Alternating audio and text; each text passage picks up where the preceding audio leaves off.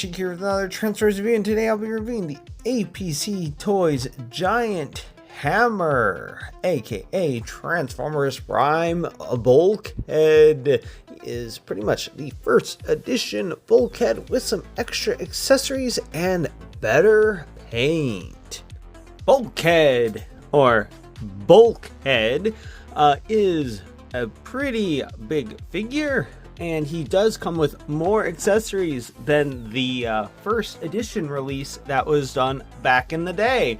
And I did a little bit of research into it because I was actually curious about the first edition figures. It turns out they actually were more detailed, more transformations were meant to be more accurate to the cartoon models and all that, and then the mainline figures not so much, and that makes me kind of upset because they're hard to get a hold of. But that is why I'm glad about APC Toys, and I plan on getting the rest of the crew at some point. As you can see, he has the wrecking ball fists attached, which I do believe first edition did have. I don't know if first edition came with a Miko figurine, and even if it did, this is pretty cool, pretty well detailed, definitely way bigger than she should be compared to actual Bulkhead, but still pretty cool to include nonetheless, especially if the rest of the RC, APC RC, and the rest of them come with their associated humans, then that'd be really cool. This is a hammer that he never did have in the show, but it's a way to, I guess, use the accessories that become the gun hands, which I think is really nice that they decided to include that. I don't believe that was in the first edition figure. And then has the Forge of Solus Prime, and it makes me wonder if their APC Toys Ultra Magnus comes with one. If it doesn't, well, if I ever get it, I am definitely going to have Ultra Magnus using the Forge of Solus Prime. And lastly, for the accessories, here we have a front bumper part and then a back bumper part, which I do believe is also not part of the original first edition figure, because it fills out the car just a little bit better. I mean, it still looks good, the vehicle mode still looks good, it's just not as good as it could be. Detail: the head, the mouth does not open like on the mainline release, but it is really nicely detailed, and it definitely is accurate to the cartoon. And he has light piping, so look at those glowy eyes. Yeah, very, very nice. And even just the ambient light in here, there is just a slight glow, not much, but a little bit. And I just love the way these panels undo themselves, and the way the headlights rotate up, although it's mostly obscured by these doors. But oh, it is so cool. And then this isn't as small or as high up as it would be in the cartoon, if I remember correctly, but it is still out of the way, and oh, it just looks really awesome. He has, of course, regular hands, which you just pop these off, and there isn't really anywhere to store these, but yeah, it's he has quite a bit of accessories, which I think is nice, but he does have some big old hands, so that's nice, like I said. And they're done like in a metallic gray. I think his color is a little bit better than the dark Emperor or Megatron. That was a little too dark, I think. I might try to get the gray version at some point, but we'll see. Either way, I think that Megatron's still really cool. Articulation: the head is on a ball joint, it looks up and down. Doesn't really get wibbly wobbly, and head could theoretically do a 360 if it wasn't for these parts right here, but anyway, he looks about as far as he needs to. Arms go out that far, can do a full 360. Bicep rotation, over 90 bent at the elbow, nothing at the wrist. No hip rotation, legs go forward that far, back about that far. He can do the full splits, thigh rotation, over 90-degree bend at the knee, because his tiny little legs, and no ankle tiltage, but there is molded in angle, so his legs will naturally tend to be slightly splayed. For comparison, here we have him with APC's Megatron, and he looks, well, very small in comparison to Megatron, which just goes to show how big of a baddie Megatron really is. You take these, you just untab them from each other. You just open this up and then just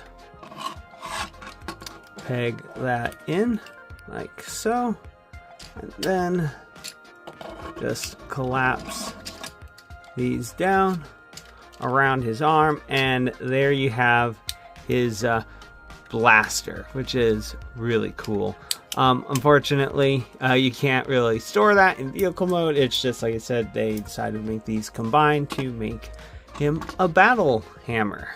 If you so desire, you can make him hold his hammer, which just take off the handle.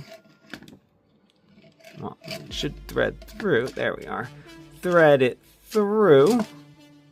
And since he doesn't have opening hands, you kind of have to go about it in this manner. And same with the Forge of Souls Prime, but it looks like he's not holding his, not able to hold it up very well, because his arm, at least on this side, is a little bit weak. And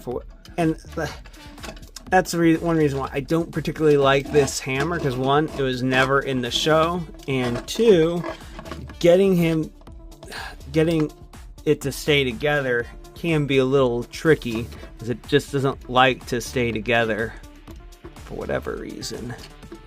And for Forge of Souls Prime, you take off the pommel, if that is the correct term for a war hammer, or in this case, I think it's funny it's called the Forge of Souls Prime when it's not a forge, it's a hammer. But whatever, it's still really cool. But he can also hold that. And yeah, doesn't look like he could support it all the greatest, because it is kind of big.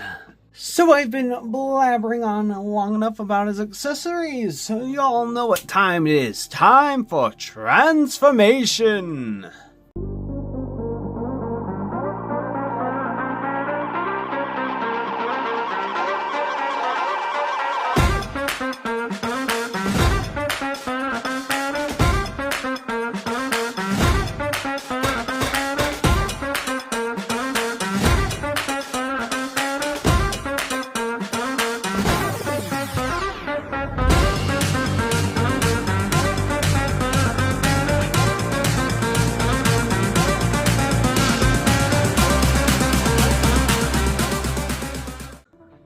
And here we have Bulkhead in his standard vehicle mode. Yeah, I struggled a little bit with the back end, kind of forgot exactly how his arms were supposed to rotate around, but I did figure it out after a little bit. And this is one of the reasons why I don't like the fact that APC Toys doesn't include instructions, but hey, if you know that they're first edition Transformers, just look up instructions or a video on that particular figure. As far as Miko, like, if she were a giant, maybe I think she'd have to be like maybe 7 feet tall for this to be accurate for her to fit in there. So yeah, definitely not the case. But hey, like I said, it's still a cool figurine to include. And now, as far as the bumper for the back, you just clip it on over it. Kind of have to flex it over just a little bit. Of course, now I'm trying. There we are. And you can see, I don't know for sure if this is more tune accurate. It very well could be, or it very well might not be. But it does help hold this back end together just a little bit, and it does seem like a bigger, badder, you know, back bumper. And then this goes on the front. Come on. How did you go? Ah, yes, like this. So on the front, and you just, it clips around the 2 legs on the front. There we are. The camera's a little too low for that, but yeah, it clips on right there, and that has just a more filled out look. Granted, it's parts forming, because, and it's not even like for weapon storage, or like, you know, it's a weapon that then turns into part of the vehicle. No, it's just pure, like, kind of like a third-party upgrade kit, which in a sense it kind of is. It is like upgrading itself. So that's about it for this review, and if you like what you've seen and you'd like to see more, please click that like and subscribe button to see more. Until next time, have a good one, everyone.